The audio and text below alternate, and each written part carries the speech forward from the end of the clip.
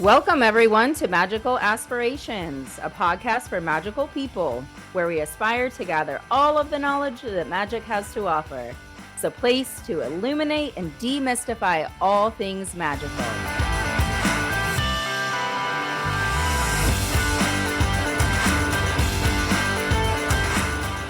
Well, hello, magical people, and welcome to this very special Yule edition of Magical Aspirations. I'm joined this morning by my magical co-host, Anna-Lisa. Good morning. Good morning. And we have a juicy topic today as we talk about the turning of the wheel of the year. We're going to talk about all things Yule. So we're really excited just to jump on in and talk a little bit about some historical traditions with Yule and some personal reflections about the holiday and personal magic related to it. So let's go ahead and jump right in. Anna-Lisa, what does Yule mean to you? I knew you were going to ask that, and I really didn't think about it very much. So, okay, let's see what comes out. Thinking about like Christmas time as a kid, it was always, exciting. We were out of school, there were presents, like all those kind of things. And then as I started to kind of grow up, family gatherings and such kind of started to become a little more drama filled, a little more tense, a little more anxiety ridden. So I kind of avoided a lot of holiday celebrations. The job I was working at, it was an emergency thing. We were open 24 hours. So like there was always holiday shifts to be taken. So I would kind of always volunteer for those first, just as kind of an excuse to get out of that kind of scot-free and nobody could really say anything. But as we've talked a lot about the decade of 30 has been quite an interesting one.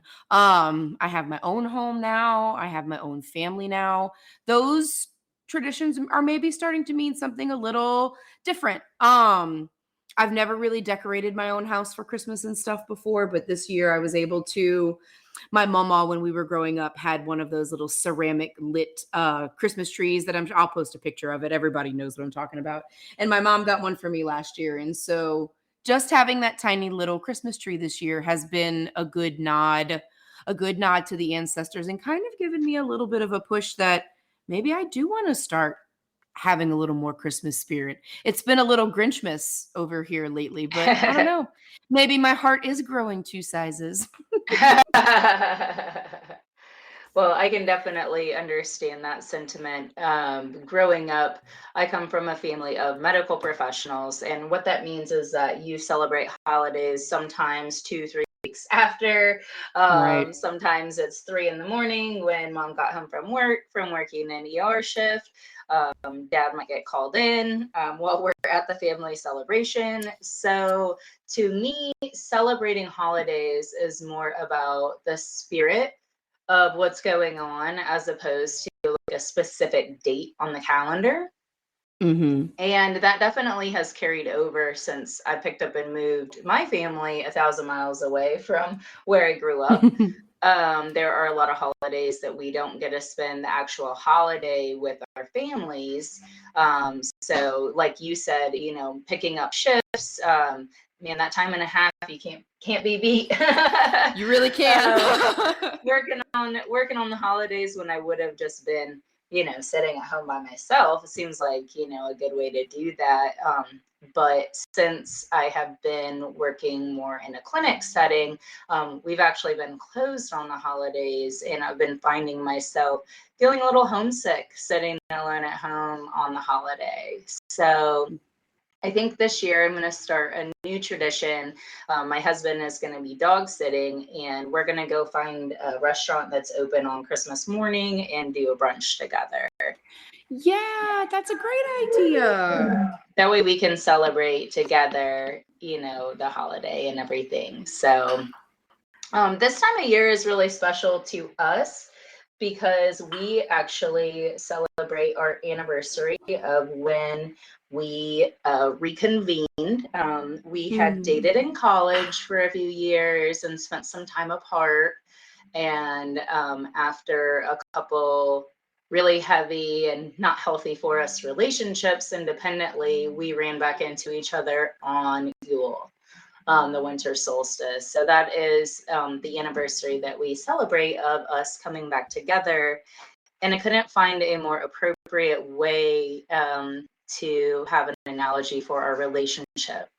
So during that time frame when we were apart, it was, really dark. And there were times that we weren't sure what the future held for us. And as soon as we saw each other again, it was like each day got a little bit brighter after that. That's really beautiful. Like I really appreciate how, so my older sister has children now. Talking about like the grinchy feelings that I have had of yesteryear. Sometimes all you need is someone to help bring a little bit of the, maybe not Christmas magic, but the seasonal magic, like you're talking about with the coming back of the light. And I really feel like my god kids have really helped with that. You get to see the world through their eyes and all of that. And it's so, like you're talking about with your reconnecting with Adam, what a cool thing for this time of the year to be able to make your own traditions. And that's kind of what this whole season is kind of about, between when you talk about how Yule became Christmas and like kind of all these other things. Like that's really all anybody has ever done around this time of the year, has found a reason and an excuse to connect with people and to remember that the light is important. Because like I know how early it gets dark, it affects me during this time of the year. I tend to get the sads pretty hard. And it's nice Definitely. to have that light and that magic back. Yeah. Yeah, and for us, as magical practitioners, it definitely has given me a new take on the holiday season. The obligatory gift giving isn't something that I'm super into, but I really enjoy making things for people. Yeah. And since we moved, like I said, away from family, I found myself, instead of just buying people meaningless gifts or spending a bunch of money that I don't have, making something personalized for them. So I made one year a Louisiana gift basket. So I had different things in it, from down here, some locally roasted coffee, some locally brewed beer, some boudin, some pralines, things like that. So I can share the magic of where I live with my family. And that Yeah, has I been really more meaningful to me, as far as, like I said, that gift giving thing. I do want to show people that I love them and I appreciate them and they're important in my life. But I think the part of the culture where we're just spending money that we don't even really have just seems really silly. I would agree with that wholeheartedly. My husband's family, they're from the Midwest also. So that was one of the first things that we did once we got together, was sent everybody up, up in the Midwest, a bunch of Louisiana stuff. And it's just such a cool time to be able to share the traditions. I can certainly remember over, looking back over Christmas, so the Christmas season over the last, I'm going to be 34 this coming April. It just became like season's greetings and happy holidays. And I can remember as a kid thinking that that was actually something nice, like, oh, how like inclusive and like, nobody's singled out by that. But when that happens, you really start to whitewash all of those traditions, right? And I saw somebody post something about the other day on one of the social medias about encouraging people to go back to, whether it's Merry Christmas or, Merry Yule or Happy Hanukkah, Kwanzaa, whatever your holiday is, about bringing those special things back. Like, just because one of the things that we talk about here every week is that just because you celebrate or hold something reverent that I don't need to shit on it. Like, we can still just all enjoy it together. And I really like that, like, now you've become part of a few different cultures. You're that Midwest culture. You're now the Louisiana culture. You've joined into this Norse pagan culture. Like, you get to share all of these different things with all of your people. That's really cool. I really appreciate that. Yeah, it's been really fun. It's been an evolution, like I said. over time. And I don't know if it's because I've moved around a lot in my adult life, but I don't decorate for holidays either. So it's not that Mhm. I am like a bah humbug, not in the Christmas spirit. I just have the same decorations in my house all year. I have a Yule ball, witch's ball that's filled with different things to bring prosperity throughout the year. It's hanging in my window. I have protection sigils written on my window. I have bones strategically placed everywhere, crystals, artwork. But it's how I want my home to be decorated.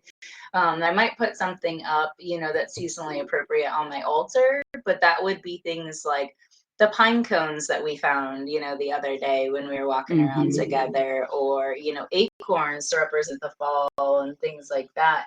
I'm not buying a bunch of plastic things that I'm going to hang up for a couple of weeks to take down.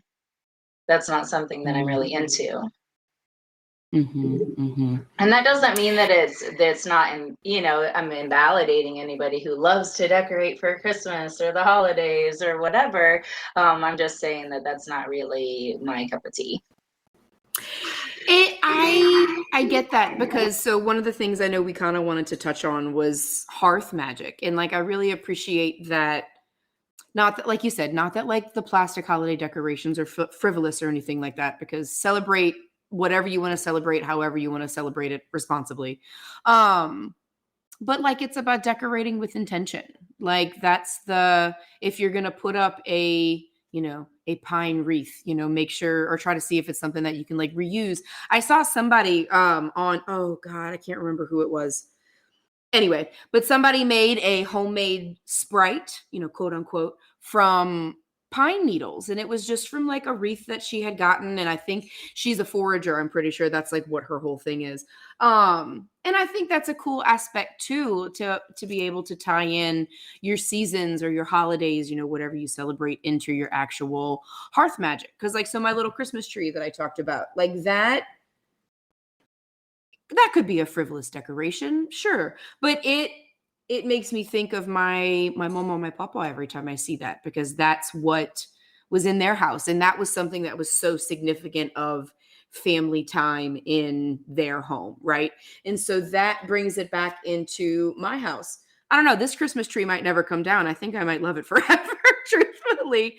Kind of in the same thought of that, it's not a decoration, it's part of the living altar that is your house. Right, right.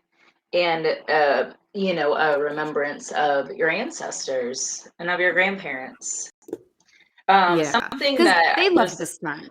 Yeah, yeah. And my family as well. My mom and my grandma both were huge into Christmas and decorating and throwing the family get-togethers and making sure everyone had their favorite food, ready. Mhm. But my grandmother would be so worried about having everything just perfect for us that she would spend the Right. whole time worrying.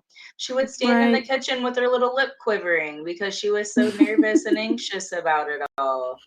And I don't want to do that to myself. If I could go back and take Agreed. some of that away from her, I would have. But she hardly even let us help in the kitchen. Because it just had to be perfect, and it had to be grandma perfect, right? Right, right. Yeah.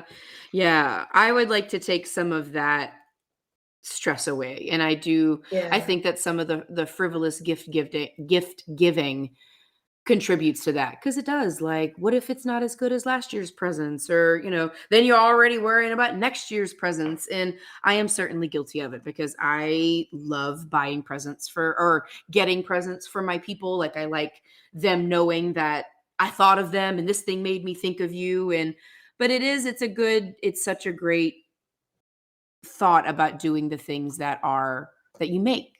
We are making a huge batch. We've got a giant satsuma tree in our year that is just like pooping off an amazing amount of satsumas right now. Like, even the wildlife is starting to get to them, which we're happy to let them have, because there's plenty to share. But like, that's something that we're a tradition that we're building together, of like using this fruit that's grown on our property, and then we get to put the work into it and then give it away. This is only the second year that we're doing it, but I'm sure there will be plenty more to come because this tree is fruitful, literally. So what are you doing with it? You didn't tell us. Oh, Satsuma cello. I left that part out. Yes. I kind of knew Yes. because I got gifted a bottle last year. So, but I just wanted you to tell the people. Yes, yes, I do. So I'm so bad delicious. about that sometimes. But Um, yeah, a literal spirit to pass around the Christmas season.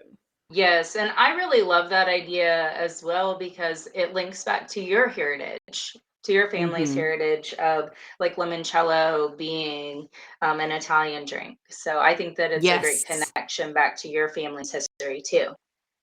Oh, I hadn't kind of thought about that because we're Italian on one side, we're Cajun French on the other. I know that the Satsuma is certainly not exclusive to the Cajun French people, but it's a Southern thing that then, my husband's going back to Iowa for the holiday season. And so then we also get to go back and share that with all of his family, which is something that they Yes, probably wouldn't have. Like limoncello is so easy to come by and it's delicious, but right. you don't see a Satsuma cello very often. And those little suckers are tiny and hard to peel. So it is a labor of love.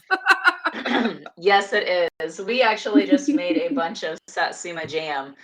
Similar Yes. thing. We were at our friend's house and he was like, please take some of these. Yeah. Yes, So we had yes. 2 grocery sacks full of them and peeled them, and then he made it into a jam, and we're going to bring that up, for Christmas guests, Yule guests Oh, to our that's cool. families.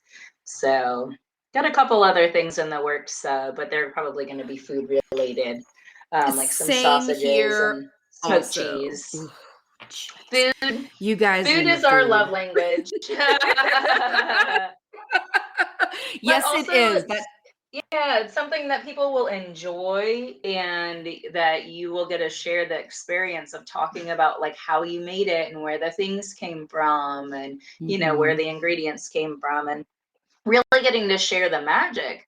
And I really didn't understand that until my husband started a food business. Um, how much magic that there is in that. He's always loved cooking and cooking for family events and having friends over and entertaining. But until we started selling food, I wasn't really involved with that process.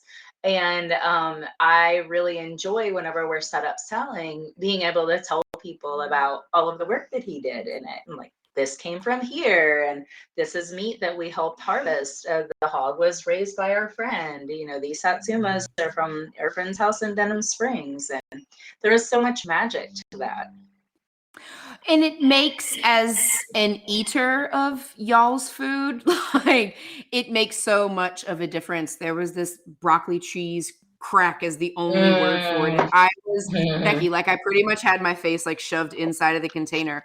But like you said, that obviously it comes with all of the love that Adam brings to his food. But then it was also stock made from, chickens that your friends raise. And like that you can taste the difference, like not just in just the homemade, but in like the intention that goes behind it.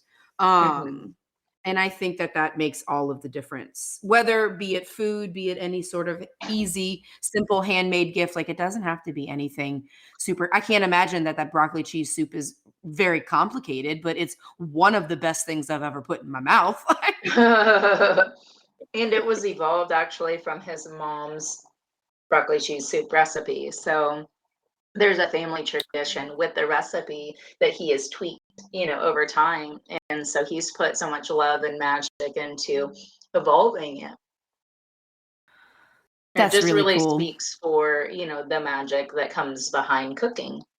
There are a lot Yeah, of, like, think about the holidays, all of your favorite holiday foods. oh, for sure, for sure. My grandma it's my dad's mother, her eggnog was like a thing. That was like she would only bust it out at Oh. Christmas.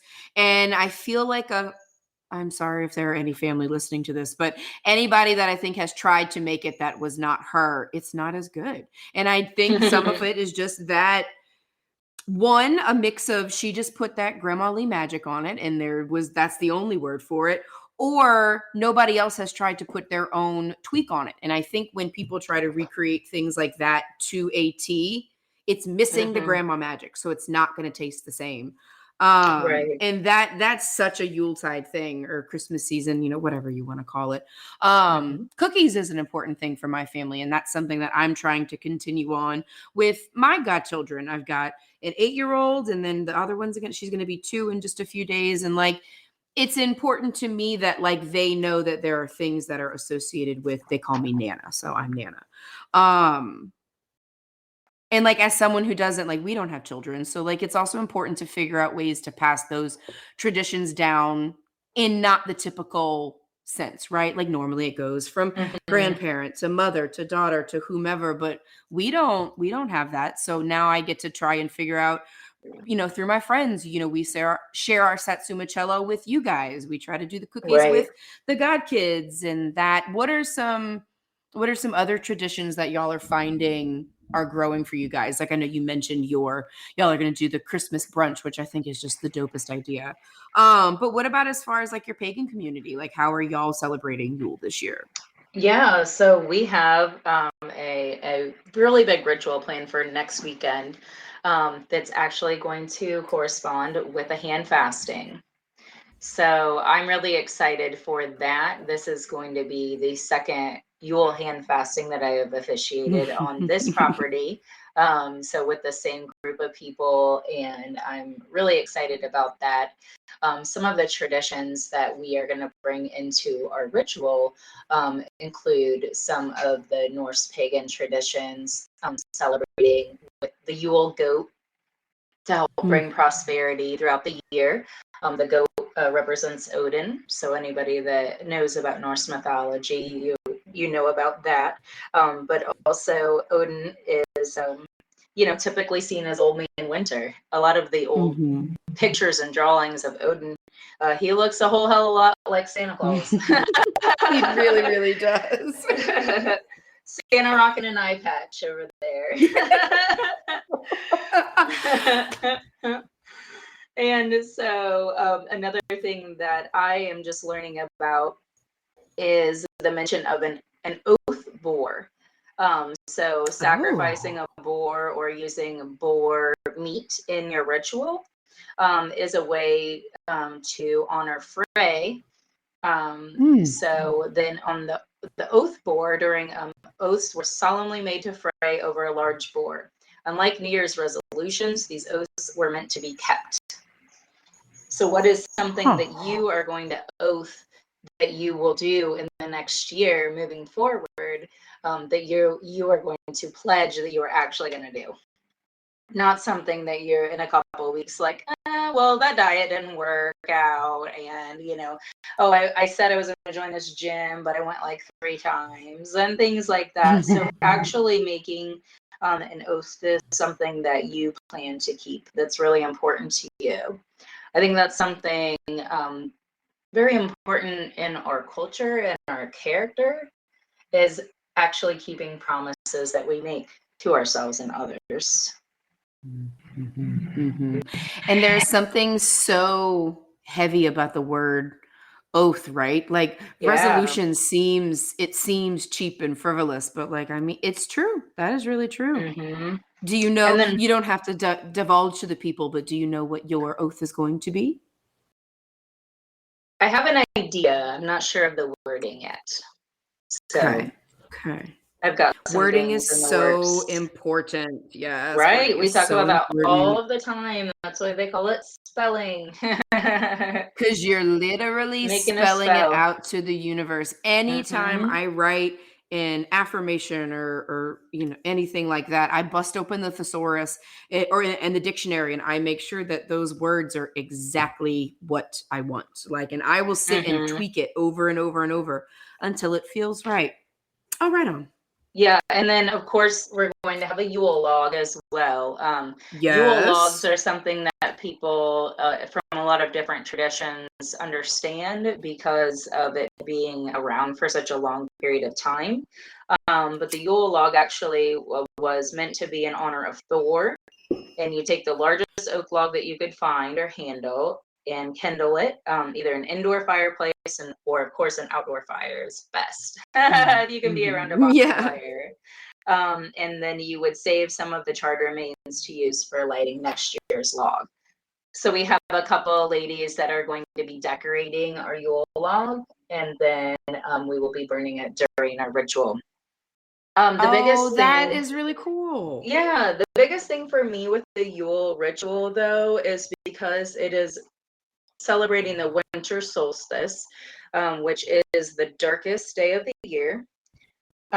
We are going to let go of things from the past year that no longer serve us and that may be holding us back. And then once the light starts getting larger, each day gets a little longer after that, it's the returning of the light, then we can step into our power of who we're supposed to be. We're carrying out those oaths so we can be the best people possible. And that's for us and for the community around us. And I That think is what a really perfect beautiful. day for a hand fasting. Yeah. Well, one of the things that I know before we got on, we were just kind of talking about what we were going to chat about today. And I mentioned about this season's about tending the light inside, kind of as the light starts to grow dim. And I really appreciate the symbolism of joining two lights to make a bigger fire, right? Because that's pretty much Mhm. what a hand fasting is. It's two people dedicating to bring a bigger light to the world. And that's, oh, Mhm. what a new fun Yule tradition. Becky's just going to Reverend Raven Mhm. it up all over the place. Yes. Yes. That's really So cool. yeah, so looking forward to that, and we're gonna make a simmer pot. So a simmer pot is everybody brings something to put into the pot together, and we cook it over the fire. We all bring our own intentions, and then at the end, when we serve the food, of course, we say a blessing over it, give the first serving to the gods, and we enjoy in each other's company how we are greater together. We're more than just a sum of our parts.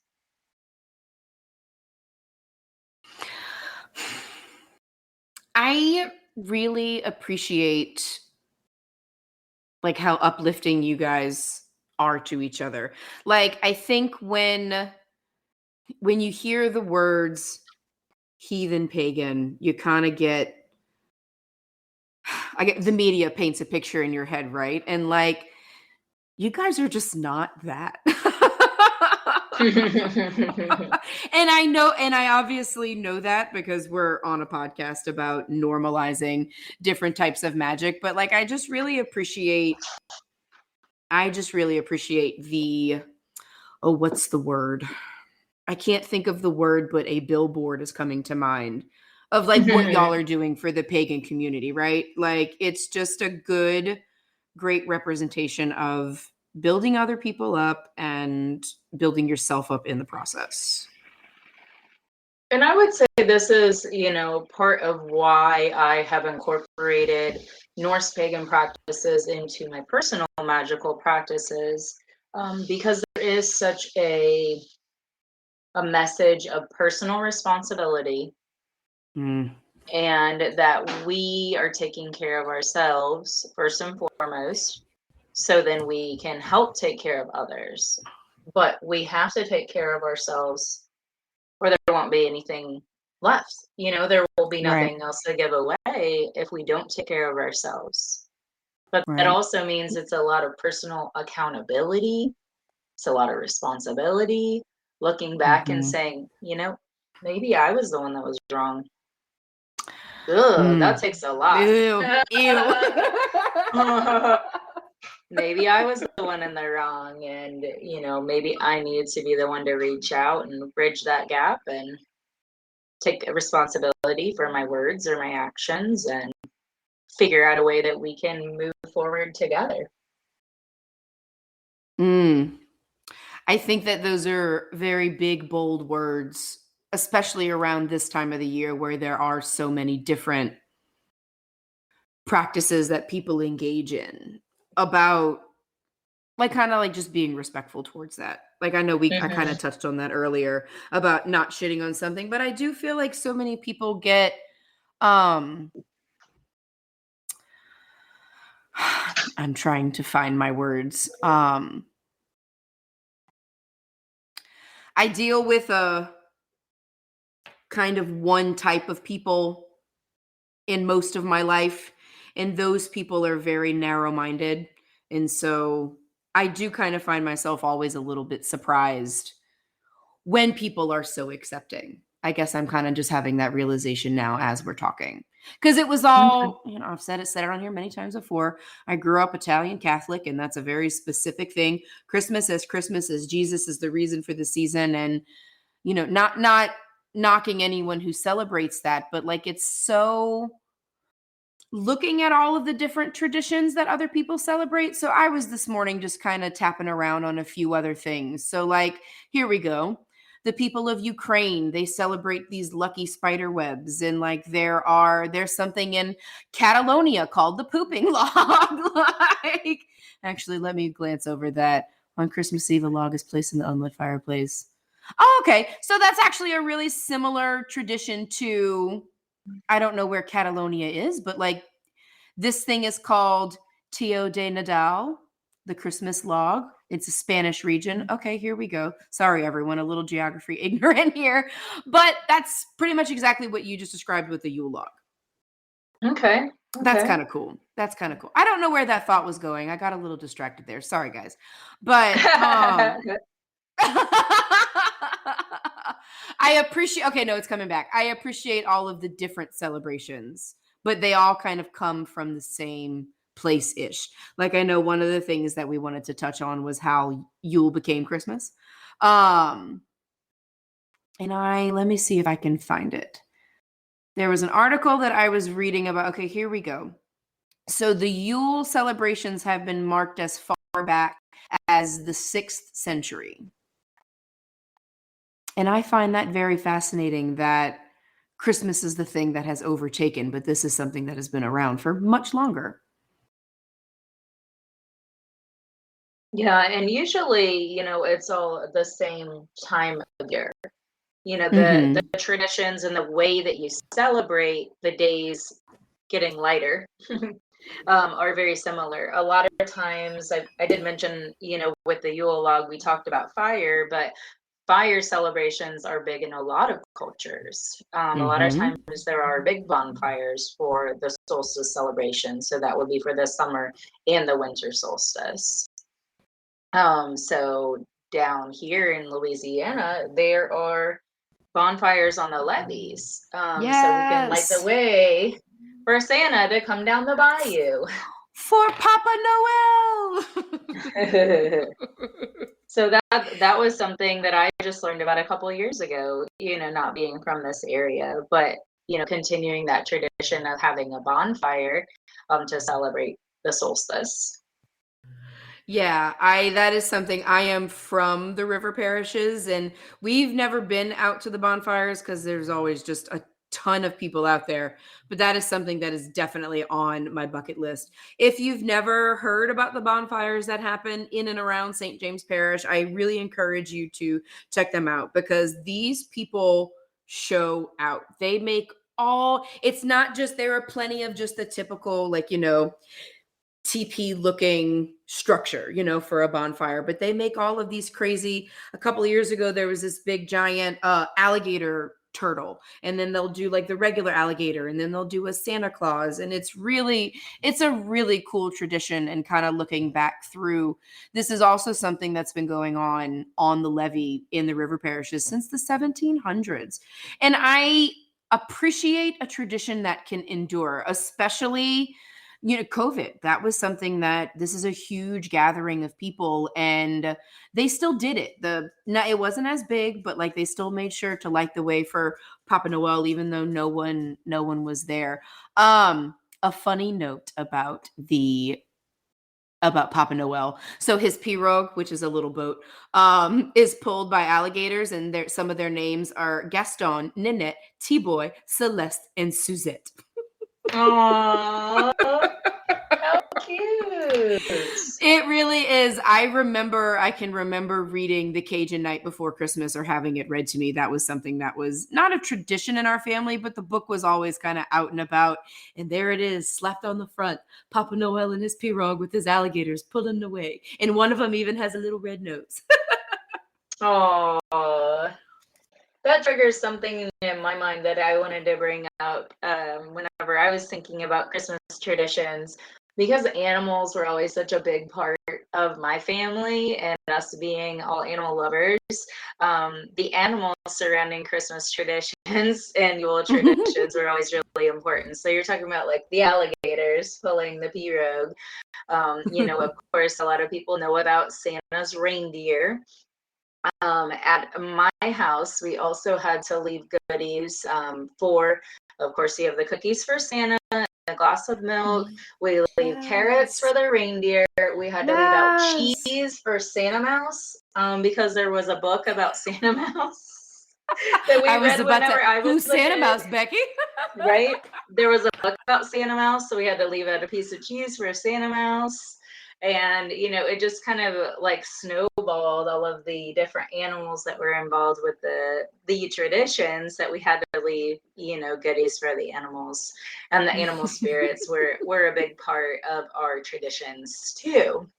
So one thing that we used to do, talking about decorations, we would actually pop popcorn and make garland with popcorn and like cranberries and different things, and we would string it up on the trees out front of our house, and then that way the birds would have something to eat during the cold winter. Oh, that's such a good idea. Because it was snowy and cold and it was hard for them to find food. Not all of the birds, migrated to warmer places. So there were birds around. And so that was something that my mom always had us do, making the little garland that we would hang on the trees. And there were, that's a great evergreen, little evergreen type trees that were planted in front of our house on the farm. And so it was a way, to honor like that Christmas tree type, tradition, and also leaving food for the animals during the cold winter. So we were, of course, trying to make sure that we made it through the winter, but we wanted to make sure that that the animals had what they needed to sustain for the winter as well. Always thinking about the animals, Miss Becky. Always. But that was just something that was really important. Yes, exactly. And we didn't even mention yet Christmas trees, the tradition of it. We talked about the ceramic one, but people cutting down and decorating live trees has been a big tradition going back for over 1,000 years at least. And there are a lot of different historical accounts of different cultures celebrating decorating the evergreen trees. And I believe it's because the evergreen trees are a symbol that even whenever it's dark out, that they are still green and are a symbol of life. Yes. Even in the dark, cold times. Because it does get hard to remember that sometimes. Keep your fire lit, keep your trees green. That's a good, I'm going to actually write that down.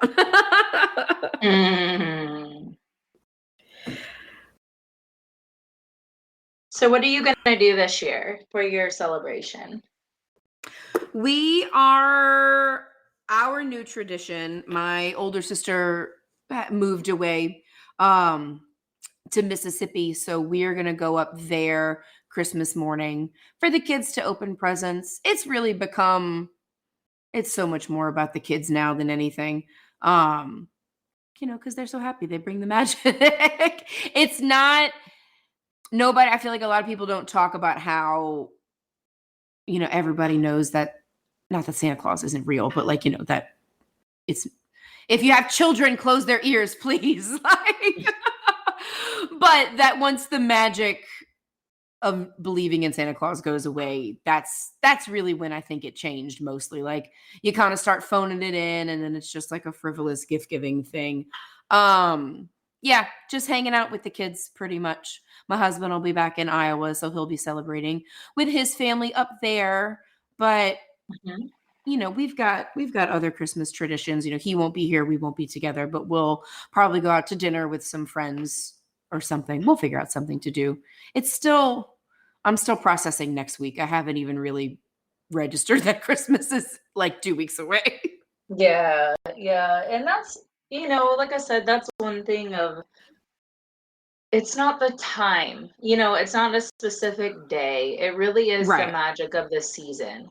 Right. And so if you can just think of ways to celebrate that magic in a way that's meaningful to you, then you can harness the power of the Yule season. Yeah. And now you've really got my brain kind of kicking and pondering because I will be off Christmas Eve. I don't know. I'm gonna have to find a new tradition for sure, I guess. Yeah. I don't Maybe but that's something part that that's you want to do?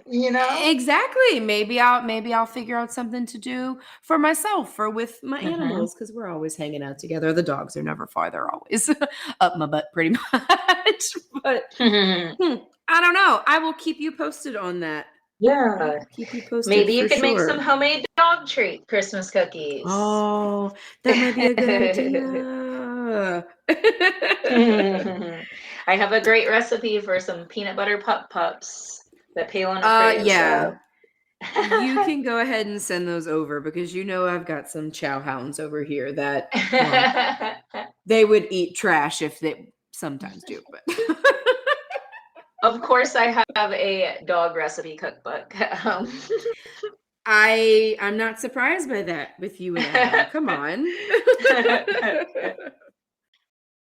Yeah, so just to echo off of what I was saying about bringing magic into the season, if you're someone like us where animals are a big part of your life, you can definitely make new traditions with them and celebrate and honor your pets and the animals in your life. So maybe that's, leaving out a bird seed or getting taking a pine cone and stuffing with peanut butter and birdseed and leaving that out for the squirrels. But just a way to connect with nature and honor nature around you. That's a big part of my magical practice, and a big part of being a pagan is honoring nature. So Mm, just finding little mhm. ways to connect with nature, it really helps me personally feel more fulfilled.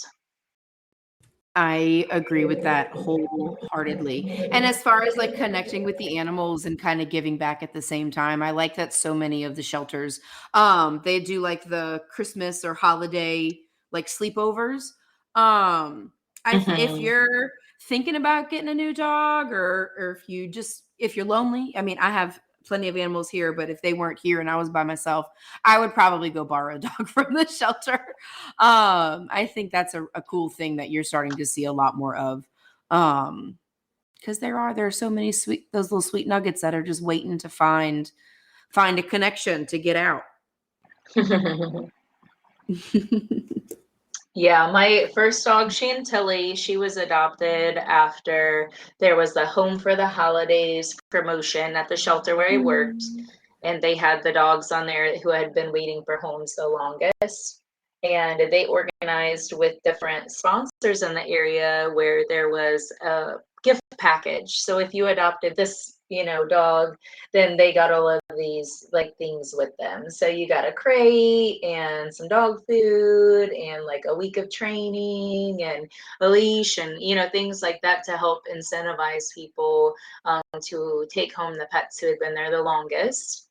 And Mhm. she did not get adopted during the promotion. So on January 14th, I adopted her. And then your life was changed forever. Exactly. For better, for worse. Yeah. I guess I didn't realize that she was a post Yule present for you. I knew kind of the story about the adoption and all that, but I didn't realize that it was around this time of the year. Oh, little Hmm. Tilly. She was a Yule hooch. She's a Yule.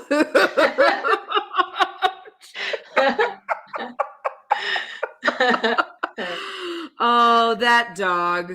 She And was a good we girl. celebrated after that. We got one of the biggest snows in several years, and my little short-haired pit bull was having to go out in the snow to go to the bathroom. So she had a little fleece jacket with a leopard print collar on it that she hated wearing until I opened the door and she had to go out in the snow. She Oh decided my I god, wasn't I too bad love at it. that point.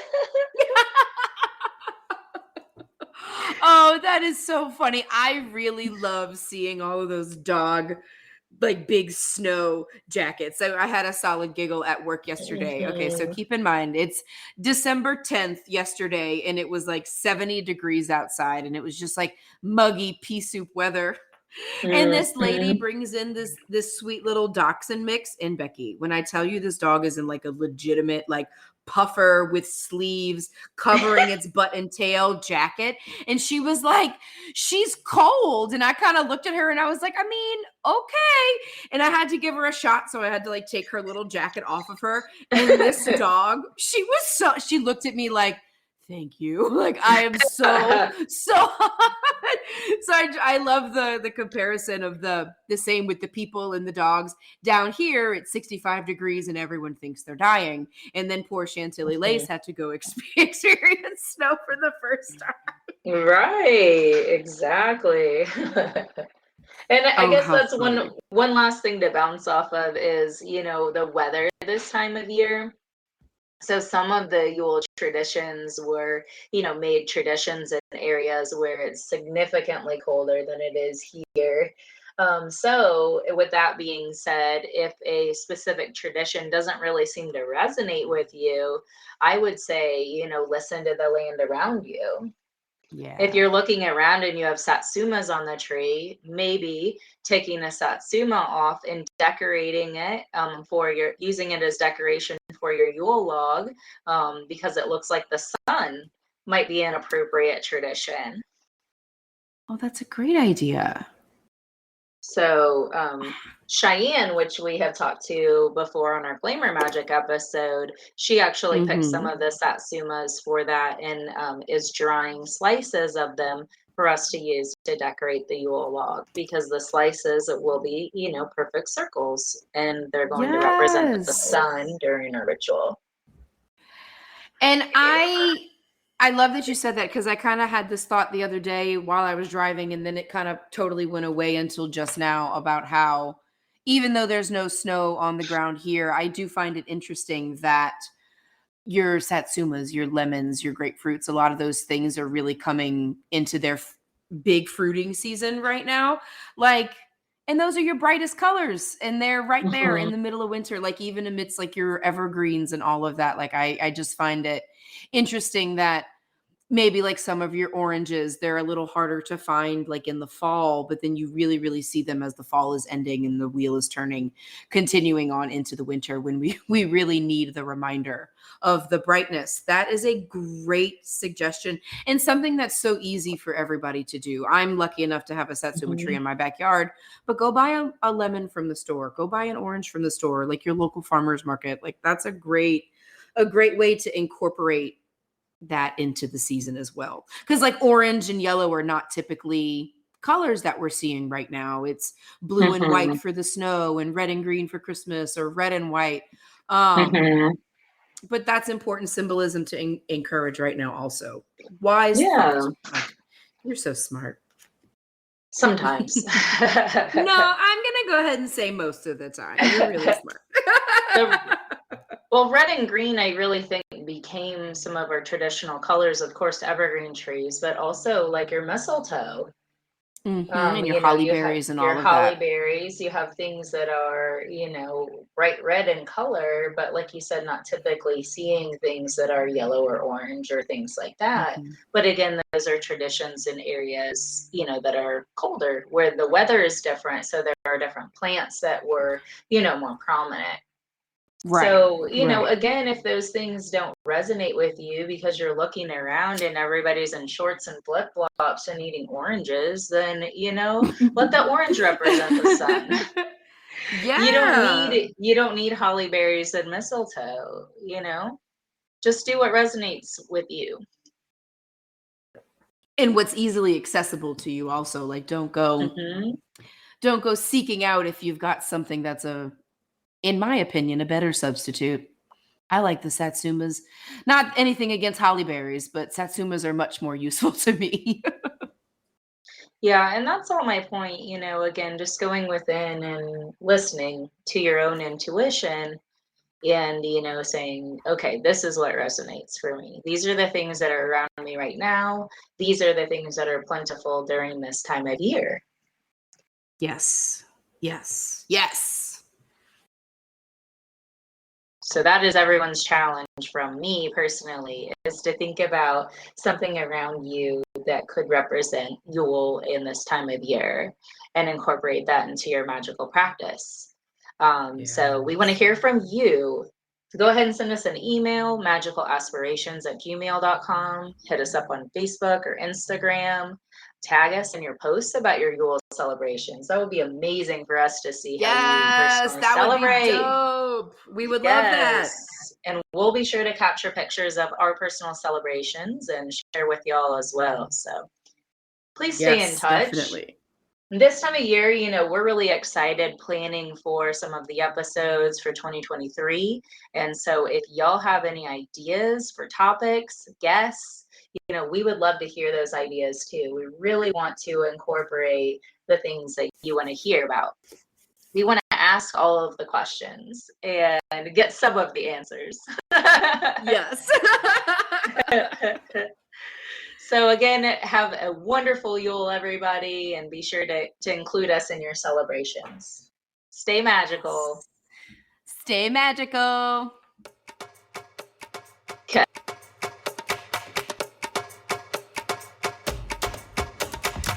Thank you for tuning in to this week's episode of Magical Aspirations. Be sure to like and follow us on Facebook and Instagram at Magical Aspirations to keep up with the latest and the greatest from Anna-Lisa, Adriana, and Reverend Raven, and to join in on the Magical Aspirations conversations. Come check out our website, magicalaspirations.com, to find bonuses from our guests, our Magical Aspirations blog, and to reach out to our magical hosts with questions, comments, reviews, or ideas for future episodes. We are so grateful for each and every one of you listening. Thank you again, and as always, stay true to your magic.